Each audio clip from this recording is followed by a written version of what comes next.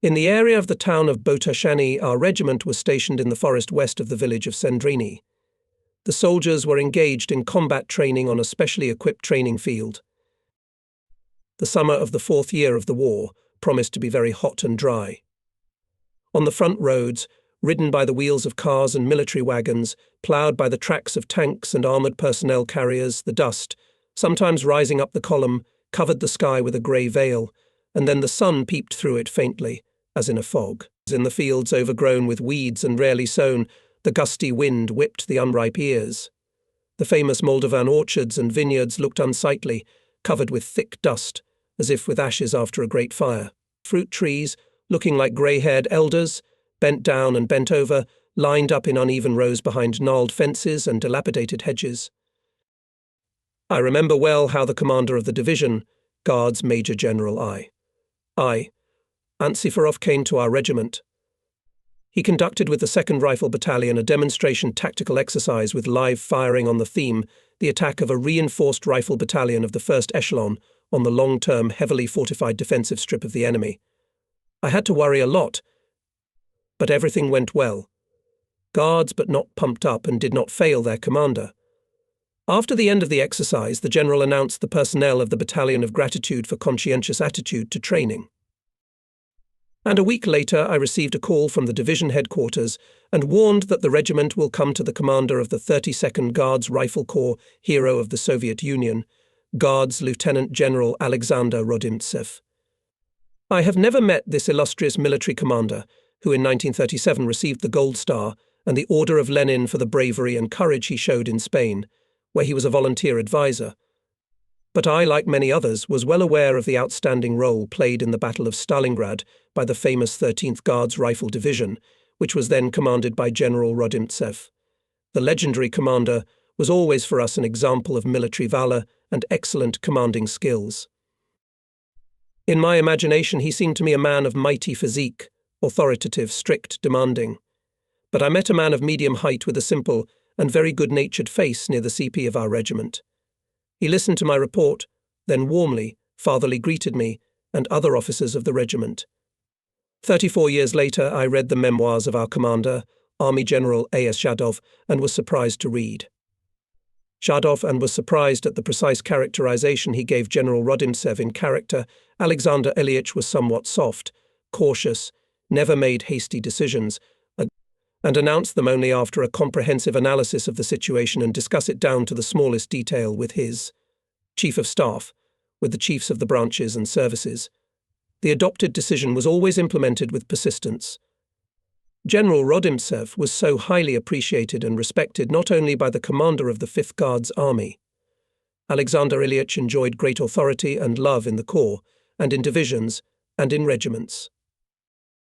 On June 2nd, a combat order was received from the division headquarters to move the regiment to the front line. In all units at 3 p.m., combat training classes were stopped.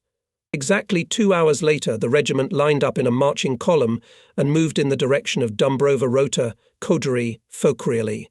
Here, near the town of Lungu, we were to take the defence in the 2nd echelon of the division.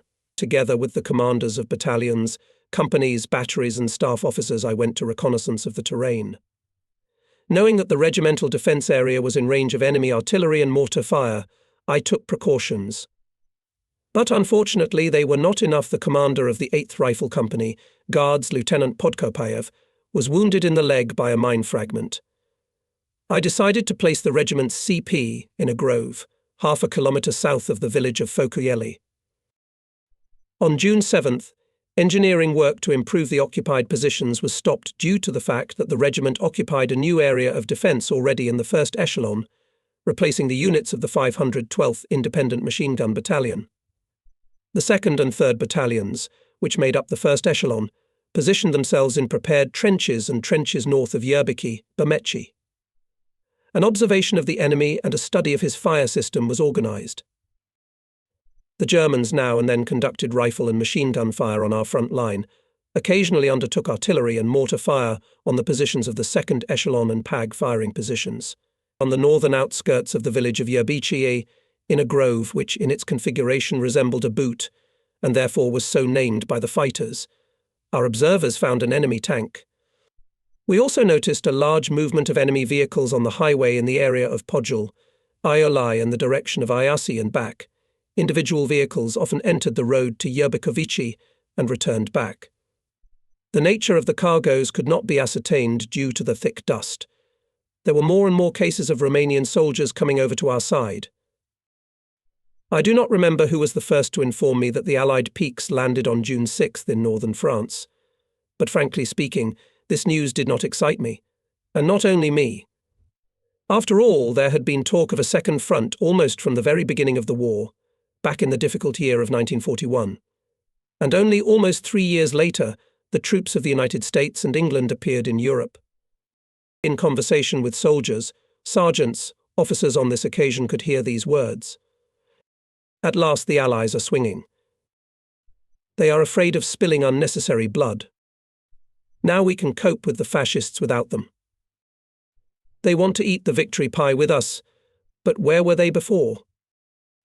Of course the soldiers and commanders were right, expressing such an opinion, and I remembered these words when we met with American soldiers in Dresden at the beginning of May 1945. But about it later. The cheerful mood of soldiers in the conditions of front life has always played a very important role. Therefore, commanders, political workers used every opportunity to strengthen the morale of soldiers, sergeants and officers. On June 9th, we received an order from the division headquarters to allocate from each battalion one best company commander, from the artillery the best battery commander, from each company 3 best soldiers from the sergeant and enlisted personnel for the celebration of the awarding of the Guards banner to our 32nd Rifle Corps. Commanders and political workers held in this connection in all units of the regiment conversations about the traditions of the Soviet Guard. To the joy of fellow soldiers, on the same day a command was given to freelance regimental photographers to take pictures of the best soldiers in each company, platoon, department. It was allowed to take group photos as a souvenir. The finished photos were then handed out, and the soldiers sent them home along with letters to their relatives and friends. After many days of observation of the front line of the enemy's defense, studying its firing system, I decided to send out scouts to capture a control prisoner. On June 16th, in the 2nd Rifle Battalion, was allocated a reconnaissance group of 20 men under the command of Guards Senior Lieutenant Komarov. The search area was planned the northwest slope of height, 139.0, northeast of Yerbichi. When dusk thickened, the scouts of the capture group moved to the initial position. The support group, with 4 machine guns at its disposal, took up firing positions. The capture group, led by Guards Petty Officer Verikin, consisted of Guards Staff Sergeant Akhmetiv, Guards Sergeant Verevkin, Guards Private Bryukovetsky, Petrunin, Shevchenko Komev, Kulik, Lukashenko. With the onset of complete darkness, the scouts, being careful, crawled forward to the enemy trenches. At the same time, artillery bombardment of enemy positions began, accompanied by the fire of machine guns of the supporting group. Hitlerites were forced to hide in the trenches, and the soldiers of the capture group took advantage of it. They threw grenades at the trenches and broke into them. A hand-to-hand fight ensued. In a short fight, 10 enemy soldiers were killed. Some managed to escape, 5 raised their hands. In this battle was killed Senior Sergeant Akhmetiv, were wounded Privates Petrunin, Kulik, Bryukovetsky. Having taken prisoners, carrying away the killed comrade and helping to move the wounded, the group of scouts returned back. Only now the enemy opened machine gun fire on our scouts, but the fighters were already near their trenches. When the scouts got to their own, they learned that in the ensuing firefight, Guards Senior Lieutenant Komarov, who was directing the fire of the supporting group, was also wounded. In this group, Guards Sergeant Togilanov's squad especially distinguished itself. Instead of 1 control prisoner, 5 were delivered to the regimental headquarters, one of whom turned out to be an Oberleutnant. All of them were immediately sent to the division headquarters. A week later, another reconnaissance group under the command of Guards Lieutenant Vlasov was sent to the enemy location. The group included Guards Petty Officers Glebov, Morozov, Guards Sergeant Chugunov, Privates Cherba, Karulin, Lobov, Tarakin, Klimenko, Maloshevich, Shabanov, Tonasichuk, Zhobin, Svetlitsky, a total of 14 guardsmen. They captured 3 tongues a corporal, a sergeant and a soldier, They also got one captured machine gun. At the end of June 1944, the 5th Guards Army was transferred from the 2nd Ukrainian Front to the 1st Ukrainian Front. This became known when a combat order was received from the division headquarters to prepare for the transfer of the defence area occupied by the regiment. On June 26 at 3:00, the regiment was built into a marching column. In a few days we made a difficult march and arrived at the new place of deployment near the village of Mostiatsi. During these days the soldiers were happy to learn that the strategic offensive operation of several fronts to liberate Belarus had been successfully launched. On June 26, Moscow saluted the Soviet troops who liberated Vitebsk, and on June 29 a salute was sounded in honor of the liberation of Bobruisk. On this occasion political informations were held in the units. On July 3 I received a packet from the division headquarters with a combat order to prepare to move to the place of new deployment, where all units of the regiment this time would be delivered by railroad.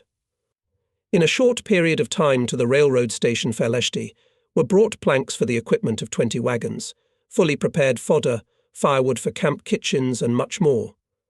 Our staffers worked tirelessly, drawing up the necessary documentation for the organization of loading and the echelons. On the next day it became known about the liberation of the capital of Belarus, Minsk, where the occupants had dominated for 3 years.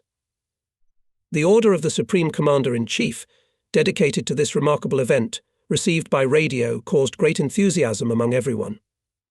At the meetings held in the units, it was said that the Red Army was advancing on almost all fronts, that Hitler's invaders could not withstand its mighty blows.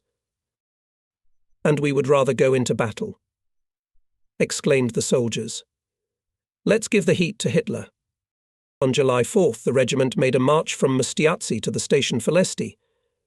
From here the units in 2 echelons followed the railroad through the junction stations of Balti, Rybnitsa, Vapnyaka, Zhymarinka, Proskorov to Volochisk.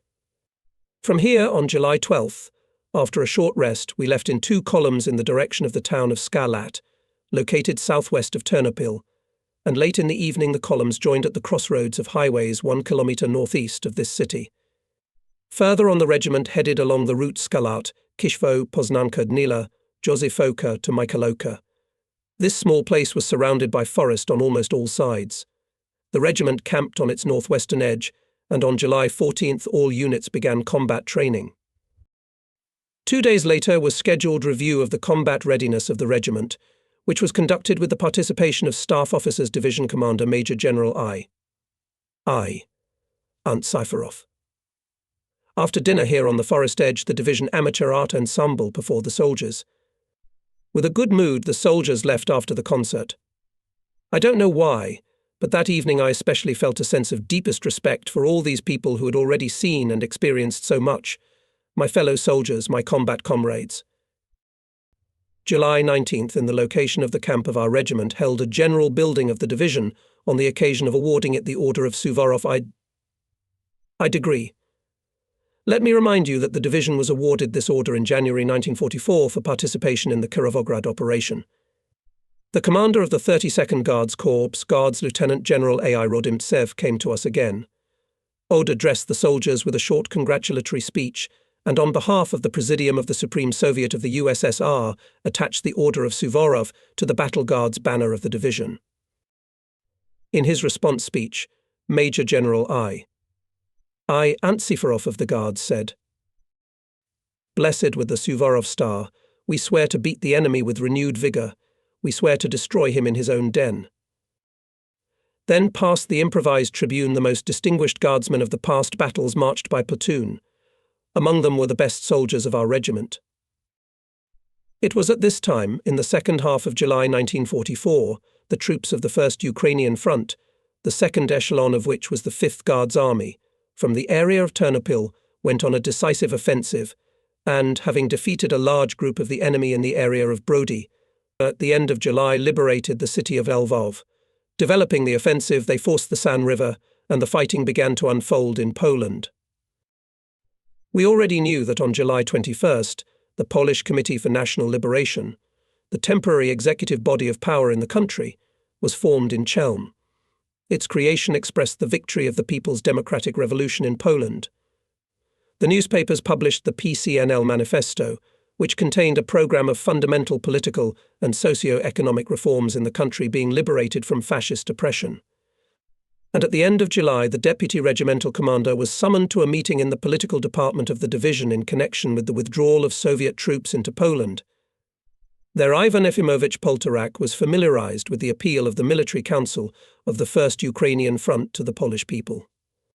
The text of this address he brought with him, and we, with the deputy police officer, the secretary of the party bureau, regimental agitator, and Komsorg outlined topics for conversations in units about the liberating mission of the Red Army, about the international duty of the Soviet soldier, about the long-standing friendship of the Russian and Polish peoples, about their joint participation in the common struggle against the Nazi invaders. Our 5th Guards at this time was on the march, and its regiments, including ours, began to advance in the direction of Baranow, Padu, Melek. In this area all the way to the Vistula River is sandy soil. There are a lot of forest lands, and in them there are a lot of ripe blueberries. To see the tops of tall pine trees, one had to tilt one's head, holding one's cap. Dark wooden village houses were mostly pressed against the forest. Close to them were narrow strips of fields, on each of which already harvested rye stood in low bunches. Along each field there were shallow ditches for water drainage.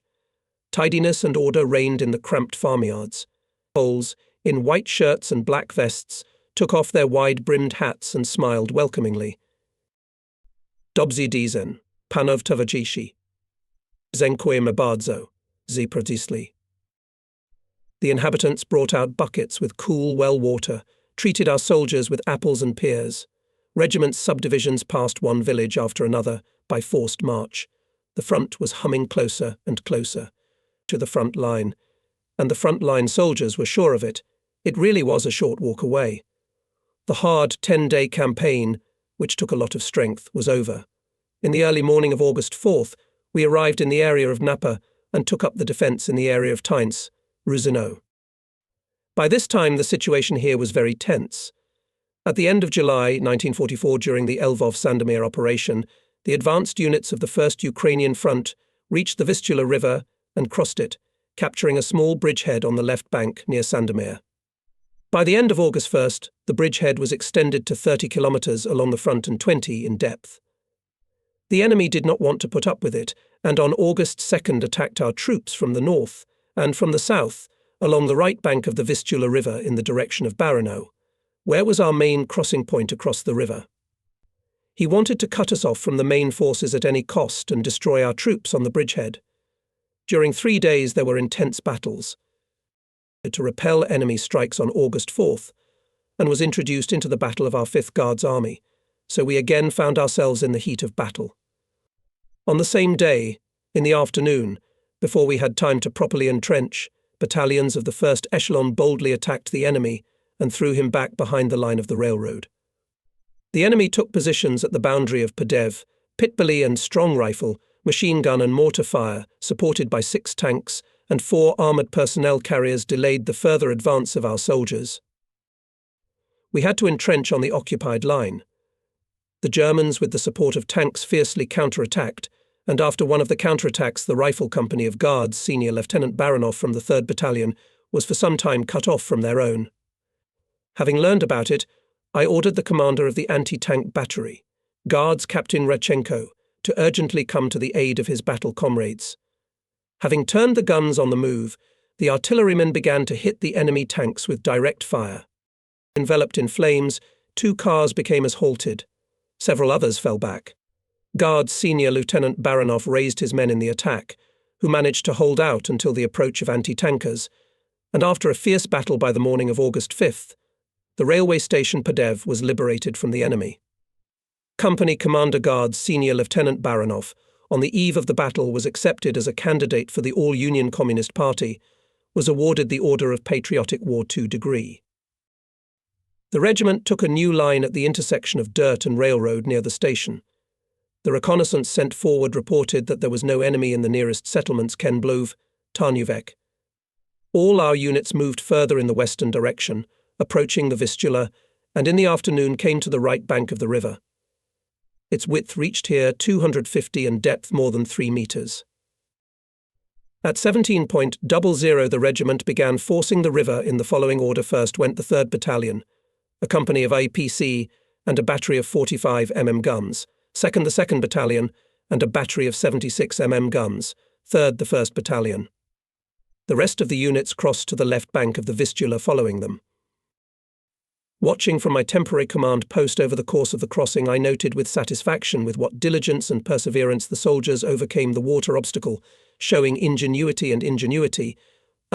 For crossing they used everything that was at hand, and was able to hold on to the water fishing boats, old barges, empty barrels, logs, planks, hedge poles, and so on. Many fighters threw themselves into the swim-on straw-stuffed raincoats. About 2 hours later, under the guidance of the head of the engineering service of the regiment, Guards Captain M. Kachaturov, our sappers built a ferry from 2 barges found on the sandy shore, which were abandoned by the Germans who did not have time to use them. Despite the strong current, the sappers of Lieutenant Komin's platoon skillfully led the ferry not by cable, but by oars. Officer Ushakov's platoon simultaneously organized a boat crossing. Guards Senior Sergeant Churigin managed to accommodate 20 men in the boat, and even with 4 mortars, the ferry, working continuously, made 16 trips back and forth in a day. The boat turned around 29 times. At dawn on August 7th, the regiment took up the defence on the left bank of the Vistula, on the section Zalezhye-Ziborsk. Here were also concentrated 22nd Motor Brigade, 108th Mortar Regiment, 95 tanks. The enemy, according to our intelligence, had a strong pre-bridge fortification northwest of the bridge across the Vistula, which was in his hands. Hitlerites, guessing apparently that our troops are accumulating in front of their positions, hastily began to transfer reinforcements. During the night there went about 50 tanks and up to a regiment of enemy infantry. During the next day, the enemy methodically conducted artillery fire on the regiment's fighting orders, bombed us and fascist aviation. But despite this, by the end of the day, all units buried in the ground. Full-profile trenches were occupied by riflemen, machine gunners. Positions for mortarmen and artillerymen were equipped. In the area of the regiment's CP concentrated companies of communications, machine gunners, anti-tank guns. It was obvious that we would not have to stay long in this place, but we could not move further, and here's why the ferry crossing the Vistula was so loaded that on the right bank there were still up to 15 tons of regimental ammunition, clothing and food stores, about 50 wagons of rear units, 5 trucks. I ordered the regimental engineer, Guards Captain Kachaturov, to organize the transfer of cargoes, vehicles and wagons to the left bank in the shortest possible time. I allocated to him to assist the assistant to the Chief of Staff of the regiment on the rear. Guards Captain Gorodko with a sapper platoon and a group of masters of ammunition, commanded by Guards Lieutenant Bazhinov. The sappers built a large-sized folding boat, and by the end of the day transferred all ammunition, spare weapons and food to the left bank. A little later the rest of the cargoes were transferred there as well. On August 8th in the evening it became known that the Nazis were accumulating forces, preparing for an attack on Patsano. This was told by a defector soldier, a Pole by nationality, brought to the regimental headquarters. I, of course, reported it to the commander. This information was double-checked by the division headquarters and confirmed. August 9th, I received an order to form 2 independent groups. They were to move along the routes Patsano, Olaspika, Buddy and Zalezhye, Ziborsk, Gais, Slupek. On August 10th, the first group, which included the 1st and 2nd Rifle Battalions and artillery of the regiment, reached the line Stels, Kempi. The regiment's CP was equipped in Buddy, special units settled there. The second group, the 3rd Rifle Battalion, with attached and supporting firepower, took up the defence on the Garpovsy line in the bend of the Vistula River, with the task of preventing the large enemy forces remaining on the right bank from crossing to the left bank. We understood, of course, that the enemy would not leave us alone and would try to throw the Soviet troops from the Sandomir bridgehead, from where the direct way to the Oder, to Berlin. And so it happened. On August 11th, the enemy struck at the junction of the 112th and 95th Guards Rifle Divisions, threatening to reach the rear of the 32nd Guards Rifle Corps. To prevent such a threat, the commander of the 5th Guards Army, General A.S. Zhadov, who at that time was at the headquarters of the 32nd Corps, gave an order to its commander, General I. Rodimsev, to urgently put into action our 97th Guards Division and in cooperation with the 52nd Tank Brigade to hit the flank of the advancing group of German troops. The Corps commander immediately ordered General II. Sanfirov to attack the enemy advancing in the direction of Kurdzovenka, Shidlov. I received an order the regiment to withdraw from the occupied positions and move from Brod to Konimlot by forced march. For a more detailed clarification of the combat situation was sent Reconnaissance.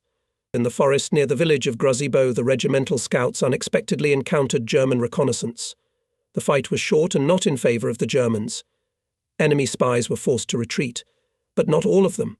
Our fighters captured an Oberleutnant and a soldier of the 79th Infantry Regiment. Information received from these prisoners clarified something. In the afternoon of August 12th, the division commander ordered the regiment to go on the offensive, supported by tanks and the 3rd Division of the 232nd Guards Artillery Regiment. The attack was unexpected for the Hitlerites, and their defence was broken through. By 16:00, the regiment reached the borders on the approaches to the villages of Zaraz and Ponik. Then, however, the offensive slowed down the enemy tanks, dispersed in ambush, opened a strong fire. In addition, all day long several dozen Fokkers, methodically bombed and, descending to shaving flight, fired from cannons and machine guns at the regiment's fighting order and the nearest rear. In the battles of August 12th, the 120 mm mortar battery of Guards Captain M.Y. Lippmann, the mortar company commanded by Guards Senior Lieutenant A.S. Artsab, and the 2nd Battalion of Guards Major A.K. Stablevsky worked perfectly. I maintained constant communication with the 3rd Rifle Battalion, which was still occupying the defence in the Vistula Bend, in the area of Tarnowis. Toward evening, taking advantage of the temporary lull, I called there again. The battalion commander, Guards Major V. I. Chaika reported to me that the enemy was not particularly active, but was clearly trying to identify our forces and locate the location of our firing positions. For this purpose, Hitlerites 3 times at dusk sent from the right bank rafts with models of guns and even stuffed animals resembling German soldiers. But the trick of the enemy was unravelled. The battalion did not open fire. I almost didn't sleep for the 3rd day and, having said goodbye to the Commander 3, decided to sleep for an hour. The orderly laid my overcoat on the bench in the dugout, putting my own rolled-up overcoat in the headboard. And I hardly touched my head to this improvised pillow as I plunged into sleep. How many minutes I managed to sleep, I don't know. I woke up because someone was shaking me by the shoulders. I opened my eyes. The Chief of Staff, Guards Major Takmovtsev. "Yuri Andreevich," he said guiltily, "the commander is on the wire. He demands you." I picked up the phone, reported, and heard the familiar bass voice of General Sanfirov. "Were you asleep or what? You sound a little sleepy." "I was, Comrade General. I had a little nap. Reinforcements are coming to you now, Captain Avilkin and his men. They're almost as numerous as Chaika's battalion, so you'll have your regiment in full strength." "Thank you for that, Comrade General. I haven't heard anything about Captain Avilkin." "Well, you'll get to know him. He's a fighting officer. He's been commanding Shura for a while." That's when it became clear to me. I knew, of course, that Shura frontline soldiers abbreviated the penalty company. I also knew that the soldiers, demoted sergeants and officers, who were determined by the court-martial to be penalized, mostly fought desperately, trying to atone for their guilt with blood. Half an hour later at the regiment's CP, an officer dusty from head to toe appeared, and reported to me that the penalty company of 147 men had arrived at my disposal. Our regiment was assigned the task to knock out Hitlerites from the village of Oglendu, to ride the highway Shidlov-Kurdzovenka, and to reach the approaches to Ponik by the end of August 13th. In the afternoon I decided to attack the Germans suddenly, without artillery preparation, before dawn with the forces of the 1st and 2nd Battalions, covering the village from the flanks, where the enemy's defences were weaker. I reported the plan of the upcoming battle to Captain Avilkin. "Comrade Guards Lieutenant Colonel," he said, "I ask you to entrust my company to storm Oglendu from the front. And when the Krauts are drawn into the battle, battalions will strike from the flanks. Well, not a bad idea, I agreed. Call to the Control Commander 1 Guards Major Black and Commander 2 Guards Major Steblevsky, and we talked about all the issues of interaction in the attack on Oglendu. About 3 o'clock Avilkin's company secretly concentrated in a small ravine near the outskirts. Then, without a single shot, silently the penal officers rushed to the attack. A hand-to-hand fight ensued. Hitlerites apparently did not expect such a daring attack and retreated to the depth of the village. And the German tankers did not even have time to start the engines of the tanks standing on the road. They were captured by the men of the company and turned out to be quite serviceable. When 2 green rockets launched by Avilkin soared over Oglendu, the 1st and 2nd battalions got into action, and by daybreak Oglendu was in our hands. I got there about 20 minutes after the battle was over. Captain Avilkin reported that the company had lost 20 men killed and 30 wounded, but had captured 4 German tanks, including Royal Tigers. I had seen more than once simple Tigers, but Royal had never seen them before. I examined them and came to the conclusion that the machine was powerful, but it seemed clumsy. I will note, by the way, that these tanks, as I was then told in the division headquarters, were the first of the captured tanks on the First Ukrainian Front. A few days later, 10 serviceable Royal Tigers were sent to Moscow for the exhibition of trophy weapons, opened in the Central Park of Culture and Recreation named after M. Gorky. Among this dozen of trophy combat vehicles were the Royal Tigers captured by Captain Avilkia's company. And to finish with this combat episode, I will say that this unit soon joined our regimental family, and the former penalized soldiers, as having atoned for their guilt before the motherland with blood, became full-fledged soldiers. It was a hot day on August 13th. The thermometer in the sun showed almost 40 degrees. This day was hot and on heat of fights. Hitler's command did not want to come to terms with the loss of Oglendu and undertook one attack after another. Only until noon had to repel 5 infantry strikes supported by 10 tanks. 2 of them were hit by the gun crews of Guards Sergeant Durakin and Guards Staff Sergeant Levin, and the 3rd tank was put out of action by the Pitirovtsi. Later, the Deputy Battalion Commander, Senior Lieutenant Pavlov, told me and Major Poltorak that the night before, when the mail came, our famous machine gunner Alexander Zageria received a letter. It was from his brother Vasily from distant Stalingrad. Well, what does the brother write? Pavlov asked the sergeant. He writes that he recently visited his native village, that my mother has become completely grey, mourning younger brothers Nikolai and Yasha, that she is worried about me. She asked Vasily to write to me to take care of himself. I continued to tell Pavlov how Zageria took a piece of paper out of the field bag and, wetting the tip of a chemical pencil with saliva, began to write a letter back to his brother. Already after the war, the young trackers of Voroshilovka village made a copy of this last front letter of Alexander, which among others was carefully kept by his mother Praskovia Ilinichna. It contains lines like these: "We entered heavy fighting. I and my friends guardsmen are fighting not for life, but for death. If I die, remember me and my family, especially Lida and Valik. Please give me affection. Hugs, your brother Alexander, August 13th, 1944.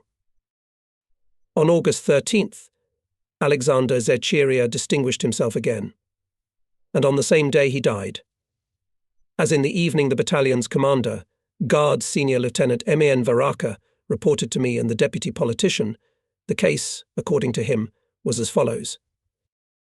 In the middle of the day, the battalion began to advance towards the forest. The infantrymen rose to the attack.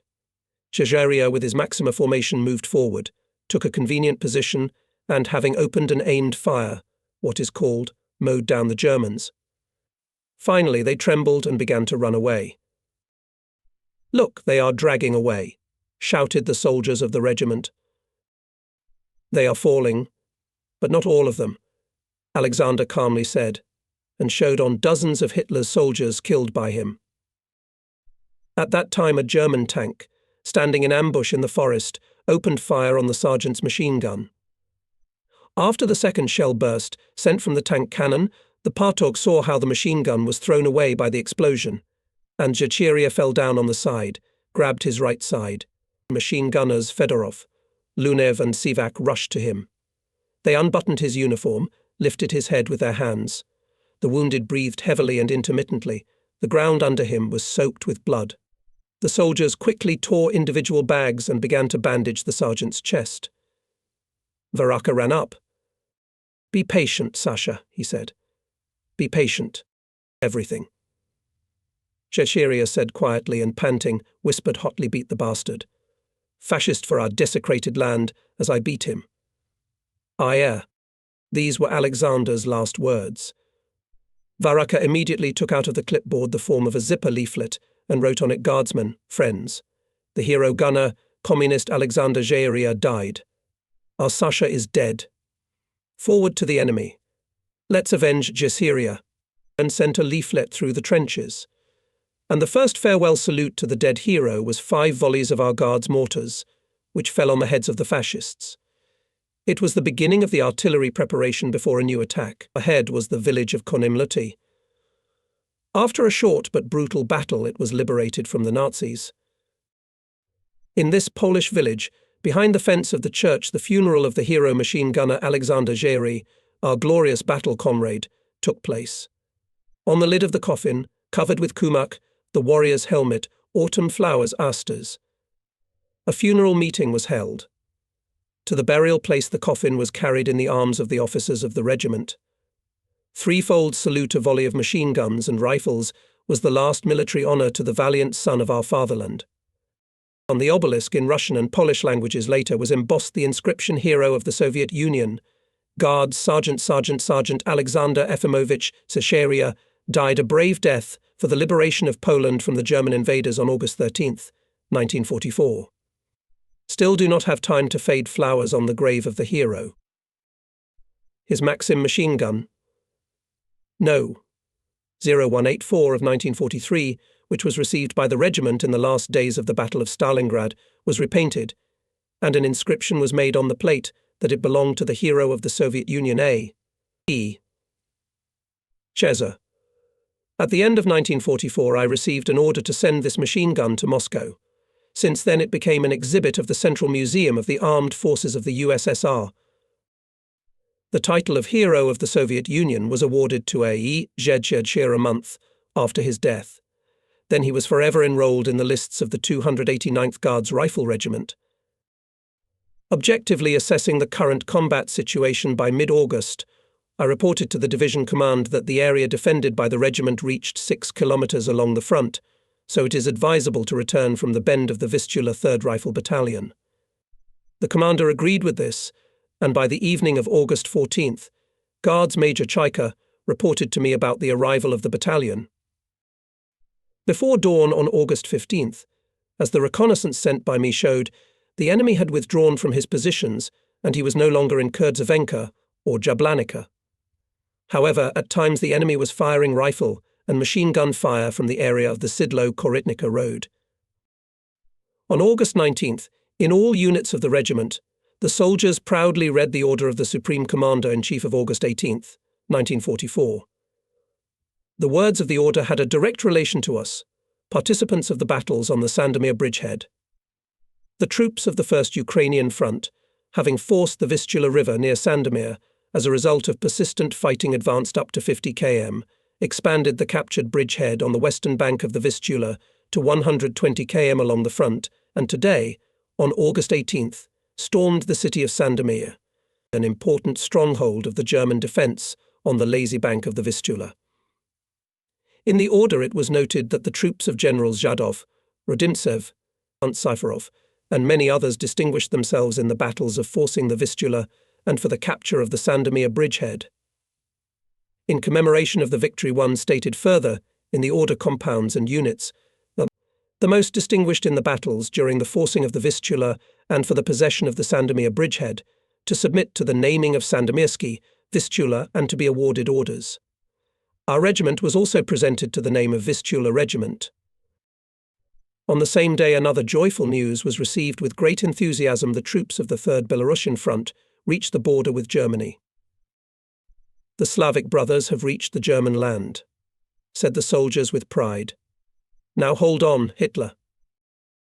During the second half of August, there were no significant changes in the front life of the regiment, except for a small movement of units by order of the division headquarters to new defensive lines in the area of Jaroslavis. With the onset of darkness on August 21st, we began to replace the units located on the line Dezeslowice, Chizhov, Pekonogi. Early in the morning of August 22nd, the reception of the new defensive line was completely finished, where the regiment was replaced by the 292nd Guards Regiment of our division. The new defensive line stretched along the front, up to 3 kilometers. The enemy, having failed at the bridgehead, was also forced to go on the defensive, but figuratively speaking, he, licking his wounds, all the time fiercely snapped back periodic artillery bombardment of the front edge of our defence. With the onset of darkness, almost every quarter of an hour hung enemy flares in the sky. Strong rifle and machine gun and mortar fire of the enemy did not make it possible to successfully conduct night searches, in which our divisional scouts participated. On August 25th, I received a combat order from the division headquarters to move at 11.00 and the offensive with the task to consolidate on the boundary Just-Chinabets, height 218.3. Counting that the enemy, after a sufficiently powerful artillery preparation, will not offer serious resistance, I built the combat order of the regiment in one echelon, and I was punished for overconfidence. Many Hitlerite firing points were unsuppressed, and the regiment's units were met with heavy rifle and machine gun and mortar fire. By the end of the day, we were able to overcome only half of the path that was determined by the combat order. The next day I narrowed the breakthrough area, took out in the second echelon of the 1st Rifle Battalion, which suffered the most casualties, and the 2nd and 3rd Battalions attached almost all the regimental artillery. Advancing on the right flank of the 2nd Battalion, attacked the enemy boldly and decisively, and soon reached the road near the village of Knoll. This was facilitated by the fact that 3 machine guns of the enemy, hindering the advance of our riflemen, were destroyed by the fire of 76 mm guns from the regimental battery. The 3rd Battalion, acting on the left flank, which was assigned the task of knocking out the Hitlerites from the height of 218.3, advanced more slowly and reached only the bend of the Stary Zhyryzo road. The enemy's fire from this height was stronger than at the 2nd Rifle Battalion. In addition, something unforeseen happened. The right flank units of the neighbour, on the left the 294th Guards Rifle Regiment, for some reason withdrew to the south. Taking advantage of this, Hitlerites went into a counterattack and attacked the 3rd Battalion from the flank. Major Chaika reported to me at the CP and asked for help. Mel had 2 options for decision: either to enter the battle of the 2nd echelon, or my reserve, a company of machine gunners and a company of APC. Having consulted with the Chief of Staff, I chose the second option. Why? Because the 1st Battalion, judging by all appearances, would have to be used to reinforce the 3rd Battalion during the assault on height 218.3. So it turned out. Automaticians and PTers helped the left flank of the 9th Company to repel the German counterattack, and the 7th and 8th Companies, instead of the 1st Battalion, went to the height and knocked out the enemy. On the same day, the whole regiment became aware of the heroic deed of the Partog of the 3rd Battalion, Guards Senior Lieutenant Arsenty Korobko. He repeatedly raised the soldiers in the attack, until a shell burst near him, covered him with earth, and badly concussed him, and the enemy brazenly and persistently pressed on. Partog with difficulty rose, shook off the ground, and wanted to give a command, but could not utter a word. He lost the power of speech. Then, on a piece of paper torn from a notebook, he wrote Brothers Guards. Not a step back. Prepare grenades, check rifles, machine guns. The fatherland is behind us. The Guards are not retreating. Don't be afraid of tanks. I'm here with you. Partog Korobko. The note, like a battle command, was passed from hand to hand. Guardsmen with friendly fire repulsed the enemy counterattack. On August 27th, seeking to throw us off the height of 218.3, the enemy, after a long artillery preparation, made an attack from the area of Noe, Falensin. The enemy directed the main blow against our left flank, where there were positions of the company of machine gunners of Guards Senior Lieutenant K.D. Koryako. The enemy threw 6 tanks and up to a battalion of infantry into the battle in this area. The Germans went on the offensive drunk, at full height, but the mental attack did not work out. The company commander detached a group of machine gunners consisting of Guards Privates Shukin, Litvinsky, Koval, Maigon, Tikhanov, Daryev, Kolesnichenko and Yazov to strike in the flank of the advancing infantry, and himself and the rest of the men bravely took the blow. Automaticians stood to the death. 2 tanks were hit by anti-tank guns and 2 by artillerymen. I consider it my duty to emphasize the merits in these battles of our communicators. Without well-organized, uninterrupted communication would be simply impossible to quickly maneuver equipment, to use artillery in a timely manner, to carry out interaction between units. Fearlessness and selflessness were shown by soldiers of the Communications Company, Guards Junior Sergeant Volkov, Guards Privates Gelchenko, Kovtun, Shapovskoy. In the battles for the height of 218.3 they eliminated, under enemy fire, more than 50 damages of telephone communication. All these communicators were awarded with the Order of Glory of I degree. Regimental artillerymen acted above all praise. The 45 mm anti-tank gun of Guards Junior Sergeant Pojara supported the attack of our infantry with exceptionally accurate fire. During the enemy counterattack, the gun commander was wounded in the chest, but did not leave the battlefield. For this feat, brave artilleryman was awarded the Order of Patriotic War II degree. The same award was given to the commander of the 45 mm gun, Guards Sergeant Yurchenko, and the commander of the squad of the APC company, Guards Sergeant Ishchenko. The commander of the mortar platoon, Guards Lieutenant Dubinin, skillfully directed the fire of his units. In the decisive battles for the height, he moved the platoon 300 meters forward, destroyed 2 enemy machine guns, thus ensuring the advance of the infantry and the capture of the village of Deslavis. The commander of the mortar platoon, Guards Lieutenant Izmatiev, who tactically competently led his unit, destroyed 2 enemy observation posts and 3 machine gun points with mortar fire, distinguished himself there. Officers Dubinin and Izmatiev were awarded the Order of the Red Star. The same order was awarded to art technician, Guards Lieutenant Bazhenov, and platoon commander of the transport company, Guards Lieutenant Daichek. Understanding the exceptional importance of uninterrupted supply of the regiment with all kinds of ammunition, they skillfully organized round-the-clock delivery of ammunition, mines and shells to the units. The Order of the Red Star was also awarded to officers Rumiantsev, Pasinkov, Sazonov, Kislov Igorov, Zarubin, Sunduk, Guards Petty Officer Pridel, Guards Senior Sergeant Kozairev, Guards Junior Sergeants Vovnenko, Ulferonko, Guards Privates Vizul, Krivda and others.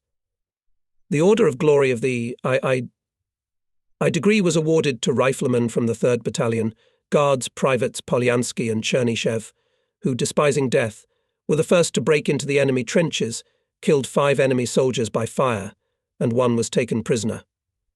This soldier's award was also presented to Guards Senior Sergeants Medvedev, Netriba, Guards Sergeants Golkin, Fedorov, Koval, Guards Junior Sergeants Kolesnikov, Kazankin, Guards Privates Molbert, Orlinik, Sklyarov, Kravets, Romasev, and others.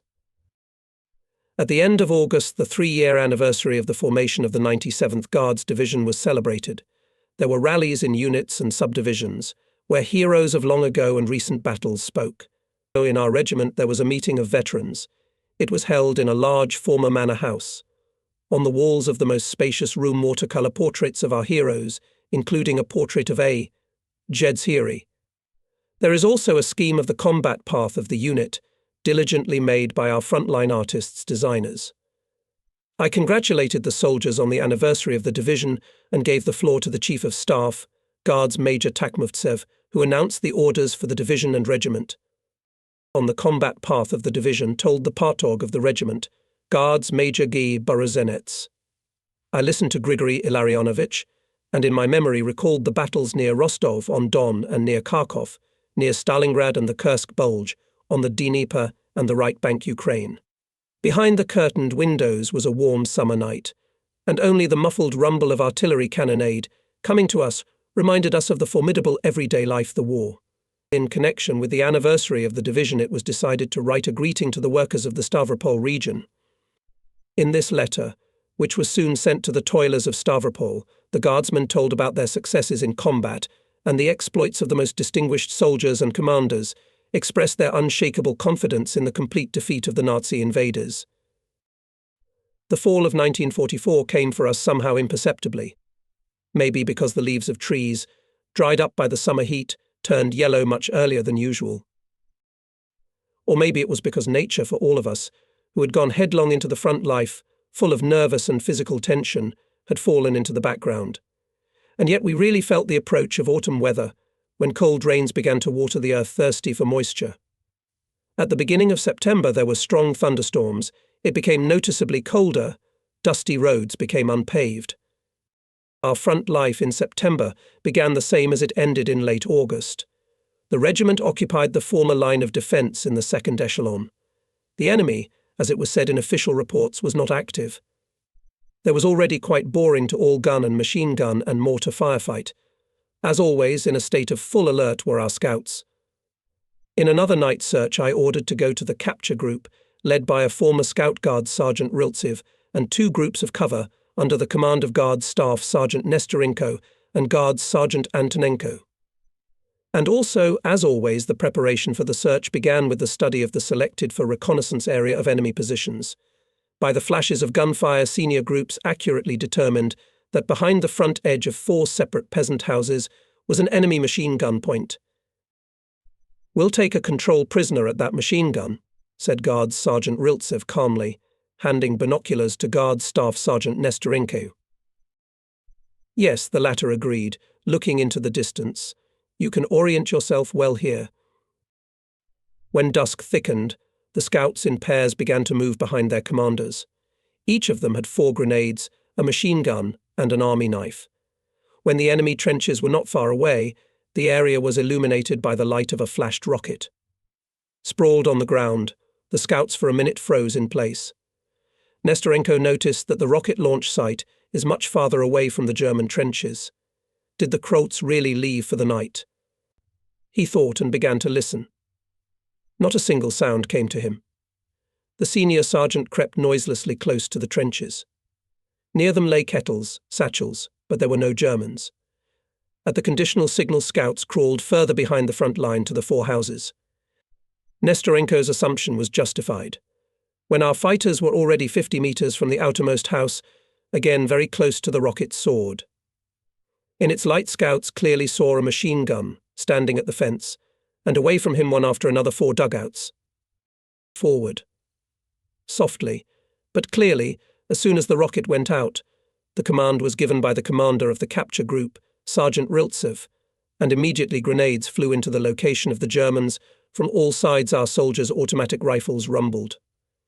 Hitlerites responded with indiscriminate shooting. Rodimsev was wounded. The commander of the cover group, Guards Senior Sergeant Nestorenko, rushed into the German trench, followed by a young scout Samsonov and others. A hand-to-hand fight ensued. Guards Private Tarasenko noticed how the German jumped out of the trench and ran towards the village. A grenade thrown after him exploded at the feet of the fugitive. Another German jumped out of a neighbouring trench. Tarasenko rushed at him and knocked his rifle out of his hands and threw him to the ground. A few minutes lasted a stubborn struggle. Finally, Tarasenko overpowered the German. "Come to me, I have the Kraut!" he shouted. Instantly from the darkness appeared scouts Boshko and Zubenko. They helped Tarasenko to tie up the fascist soldier. At this time the rest of the scouts finished with the Germans, who were in the dugouts. As suddenly as it began, the shooting was silenced, and the soldiers, taking with them the tongue, disappeared in the darkness. An hour later the prisoner testified at the regimental headquarters. And the scouts, with the exception of Rodimsev, who had to be sent to the infirmary, spread out on the fragrant hay, slept a bogatyr sleep. I learned about the vicissitudes of this successful night search from the commander of the Reconnaissance Company, who reported to me in detail about the actions of scouts. The war taught us a lot, and in particular the immutable rule that in defence at the first opportunity to improve the engineering equipment of positions. And so it was this time.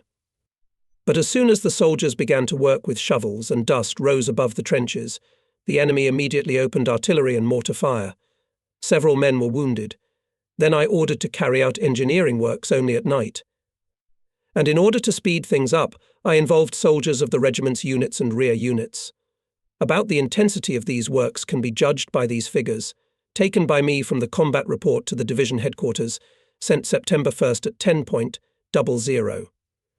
Only for one night were dug 300 linear meters of full-profile trenches, 620 linear meters of trenches 0.5 m deep, 8 firing positions for machine guns, equipped 2 machine gun bays. Until about 12:00 the soldiers slept, and then engaged in combat training. The theme of the training offensive reinforced rifle company and attacking the front edge of the enemy's defense by day and night, fighting in the depth of the enemy's defense, and close combat in trenches and trenches blocking small strongholds, securing the achieved lines and repulsion of enemy counterattacks offensive in the forest. According to numerous data received at that time, Hitler's troops began to accumulate ammunition with chemical warfare agents in frontline and army warehouses. It was not excluded that the fascist rulers, anticipating the inevitable collapse in the war unleashed by them, would decide to use chemical weapons against the Soviet troops standing on the threshold of Hitler's Reich. In this regard, the head of the chemical service of the regiment, Guards Captain N.I. Kanin organized and conducted classes with officers and non-commissioned officers of the regiment on anti-chemical protection. Additional measures were taken to equip all personnel of the regiment with gas masks and other means of chemical protection available at that time. I visited the regimental commander's training camp, which was held by the corps commander. In addition to the corps commander and the head of the political department, before us spoke head of the operational department, Lieutenant Colonel I.F. Skorobis, Intelligence Major P.S. Vasilenko, Chief of Communications Lieutenant Colonel K.V. Podchekaev. At the division headquarters held a training camp for battalion commanders, and I held a training camp with the commanders of companies, batteries and platoons. Conducted explanatory work among the local population and prepared them for evacuation from the front line. In the evening, in the house of a Polish peasant, his fellow villagers gathered. It was crowded, but soon everyone settled down and listened with intense attention to the Russian, Soviet officer who came to them.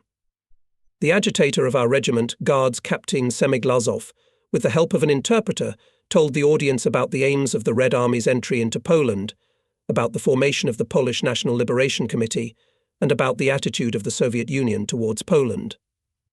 Martin Strojny, a peasant, read aloud in his native language the PKNO manifesto and the agreement between the Soviet government and the committee. After reading such important documents, those present nodded approvingly and began to talk animatedly. "The Russians have given us a helping hand," said Martin Strojny, "and we are grateful to the Red Army for liberating us from the fascists and caring for the future of our people. We all want to see Poland as a free, independent, democratic republic."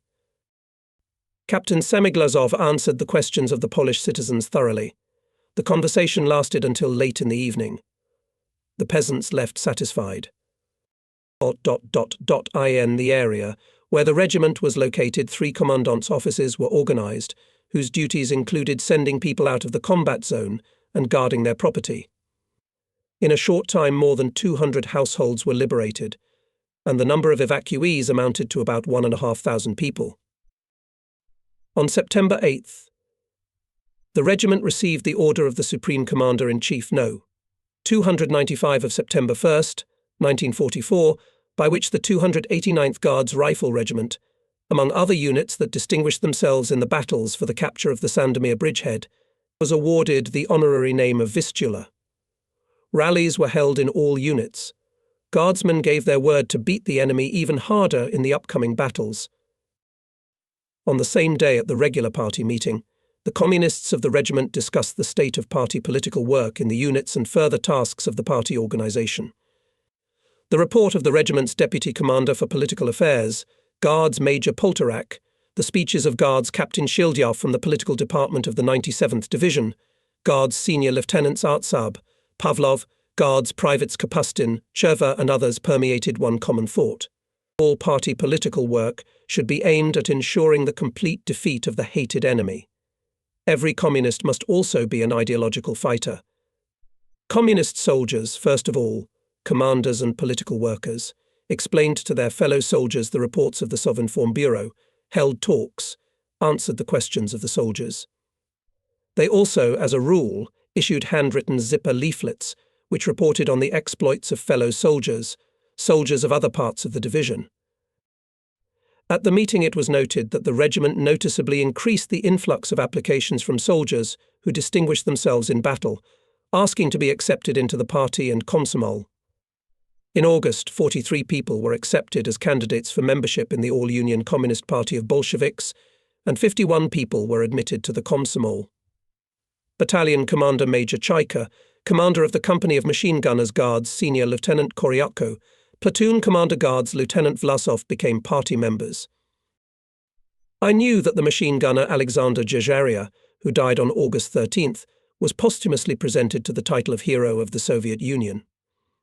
And now in Pravda on September 15th was published the decree of the Presidium of the Supreme Soviet of the USSR on awarding the Guards Sergeant A.E. Zageria the title of Hero of the Soviet Union. He was the first in our regiment to be awarded this high rank. Having consulted with Ivan Efimovich Poltorak, I went together with him to the units. Everywhere this news was on the lips of the soldiers, we all, both soldiers and commanders, instead of sharing one, for all great joy and great sadness at the same time. The exploits of such heroes as Zageria encouraged fellow soldiers, caused them to want to not sparing their lives even harder to beat the hated enemy. A great role in maintaining high morale of our soldiers played a very necessary in the conditions of front life activity of agitators. One of them, selflessly devoted to his work, initiative, enjoying great trust and respect among his fellow soldiers, was Guards Senior Lieutenant Arsenty Korobko. He first commanded a machine gun platoon. Then he acted as a party leader of the 3rd Battalion. To his voice listened not only communists, but all the soldiers, because Korobko bravely fought in battles, was always ahead. After the transfer of Captain Beloglazov to the political department of the division was vacant position of regimental agitator. I consulted with the deputy police officer, and we decided that there was no better candidate for this position than Korobko. We reported our opinion to the political department of the division, and this young officer became a regimental agitator. He began his work with the equipment of the agitation wagon. Covered with a tarpaulin, it in fact became a mobile red corner. Inside the wagon were wooden benches, a small table, a locker, which had newspapers Pravda, Red Star, as well as fresh issues of the front newspaper for the honor of the motherland, the army newspaper Patriot of the Motherland, and our division heroic campaign. There were also issues of the handwritten magazine Gvardia, which I have already mentioned before. By that time there were 8 issues. The wagon was also equipped with a radio receiver, which provided stable reception of Sovinform Bureau reports. On the walls between the windows hung a political map of the world and a scheme of the regiment's combat route, where all its new movements along the front routes were marked. There were also pencil portraits of the heroes of the battles. For the next issue of the handwritten magazine Gvardia, portrait sketches of distinguished fellow soldiers were made by our artist Belarus. On September 22nd, this agitation wagon first went to the location of the regiment's units. We had, if I may say so, and stationary agit posts, placed in specially adapted for this purpose dugouts. For example, at the position occupied by the 120 ME mortar battery of Guards Captain Lichtman, such a dugout was built on the initiative of the partisan of Guards Staff Sergeant Kapustin, and the soldiers called it very respectfully Front Lenin's Room. Inside this shelter really resembled a Lenin room. There were various kinds of visual agitation, a map with the front line, newspapers, magazines, brochures. There were political talks, loud readings of newspapers, and in the evenings, when there was a rare lull in the front life, there was a collective learning of songs to the accordion. The divisional newspaper wrote about the experience of this agit post, calling to pick up the initiative of the mortarmen. In September, Sovinform Bureau, almost every day, reported about new victories of the Red Army. Romanians and Bulgarians, Czechs and Slovaks, Hungarians and Yugoslavs joyfully met the Soviet soldiers' liberators. The Baltic states were liberated. All this caused a burst of enthusiasm among the soldiers of the regiment, and your full-time and freelance agitators barely had time to comment on these momentous events. In late September, heavy rains began to fall, and all engineering work in the regiment slowed down. By this time, the combat training program outlined in the plan and schedule had been fully completed, followed by several days of battalion tactical exercises using regimental artillery. On September 27th, a combat order was received from division headquarters to move the regiment to a new defence area. At 20:00, the regiment moved along the route Glendo, Stazo, Podmaliniak, Prozymi, and by 24:00 concentrated on the edge of the forest northeast of Prozymi. On the next day, a reconnaissance of the terrain was carried out, and the regiment's units advanced to the front line with the onset of darkness. The proximity of the front line was felt quite real from the enemy's side now, and then slammed single shots from rifles, occasionally fractionally murmured short machine gun bursts. All night, until morning, the Germans periodically illuminated the front line with rockets. In this uneasy, but already quite familiar front situation, and there was a change of parts, 34th Guards Rifle Regiment of the 13th Guards Division gave us its defensive area in the area of Kasetalan, Vigoda, Yasen. We spent almost a month in the trenches, stood in defence for a long time, and naturally we were eager to take part in the real business, meaning offensive combat operations. On one of such days, and went around the trenches of the front line. I often stopped and talked to the soldiers. One of them introduced himself. Private Kapushak asked, "Will we be advancing soon, Comrade Lieutenant Colonel?" "Soon," I answered, and, seeing that the soldier is quite young and probably not shot, added, "And in the meantime you should learn to fight, Kapushak. After all, only a skillful fighter wins."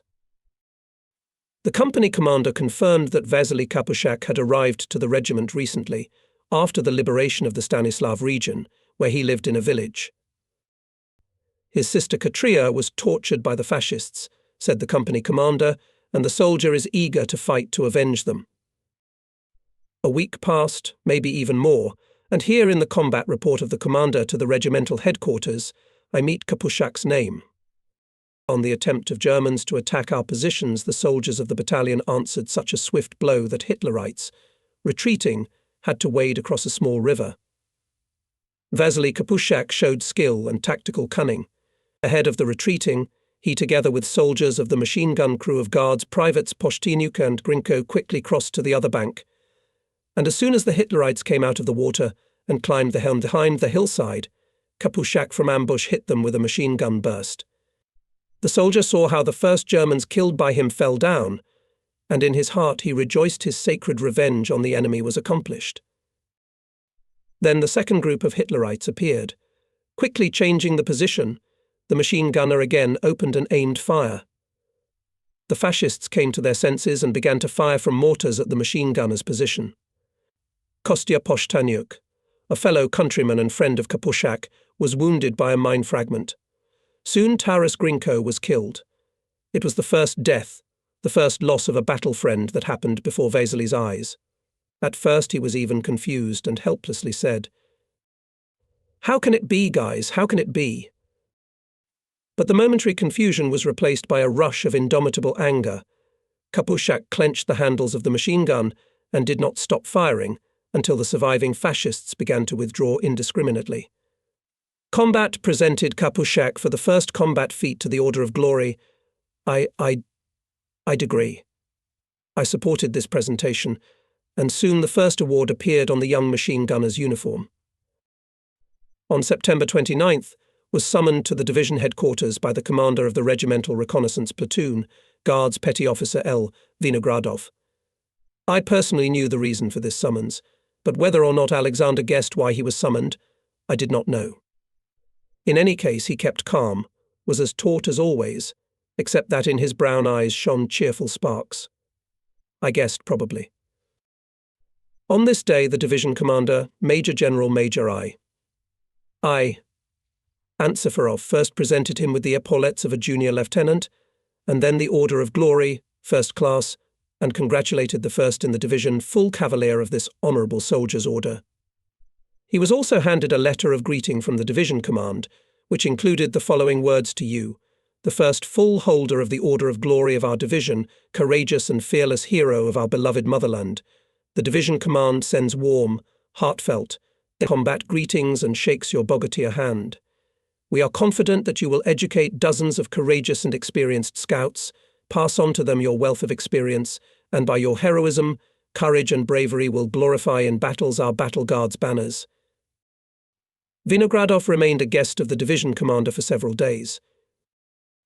The experience of engineering works accumulated by our soldiers was very useful at the new frontier. The state of the defences could not satisfy us. The trenches of the first line had insufficient depth. There were no dugouts for accommodation of personnel. But when we had to take up the task of putting things in proper order, we realised what was going on. Under a thin layer of soil on the defence site were solid stones and rubble, and again in the night time our fighters were literally digging into the ground. So for us October 1944 began. There are their own strict laws of war for those who are on the front line. One of them is to know as much as possible about the enemy, to be always on the alert, not to let the enemy catch you off guard. Intelligence issues I had to deal with constantly. And this time a reconnaissance group was very carefully compiled, which was ordered to be headed by Guards Staff Sergeant Popenko. Cover groups were led by Guards Staff Sergeant Bezmenov and Guards Private Pochinko. The participants of the night search and capture of the control prisoner for 3 days conducted an intensified visual study of the enemy's leading edge. By the end of the 3rd day, the observation log and the schemes drawn up by them gave an almost exhaustive picture of the German defences in the area planned for reconnaissance. The object of attack was an enemy bunker with a machine gun, located near a ravine north of Korytnas. From our side to this bunker there was a scouring hole, and near it there was an unmown field of clover, which had already wilted on the route. On the night of October 5th, the scouts came out of the trench and cautiously moved forward, stretching out on the ground, when from the side of the Germans with a quiet crackling and hissing flares soared into the dark sky. And it had to happen that just half an hour before the scouts went out in the night search, Alexander Vinagradov returned from the division headquarters.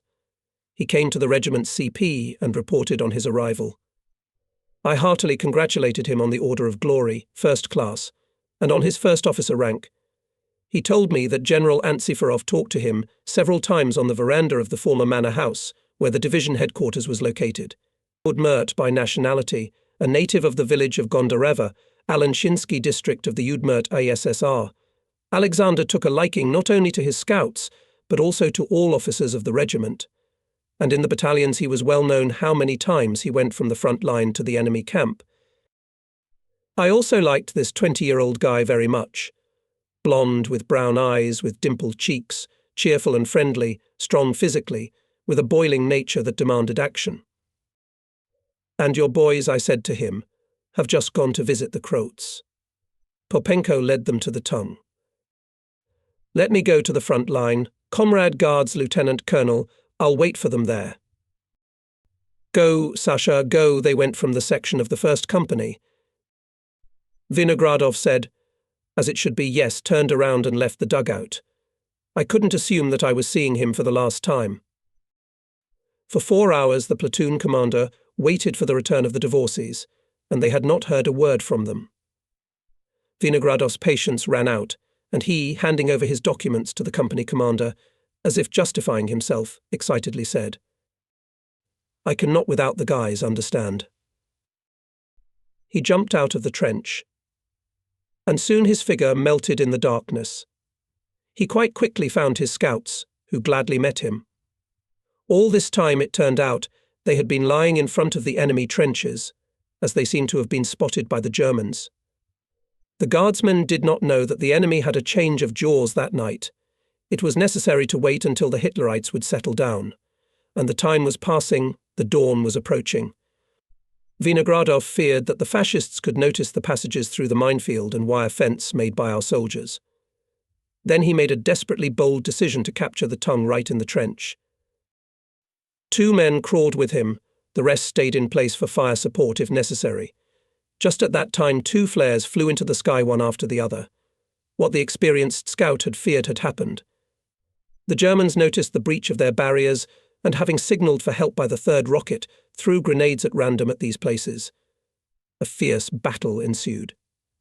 Enemy machine guns flanking fire closed the escape route to Popenko's group, Vinagradov ordered both men to immediately withdraw to the main group.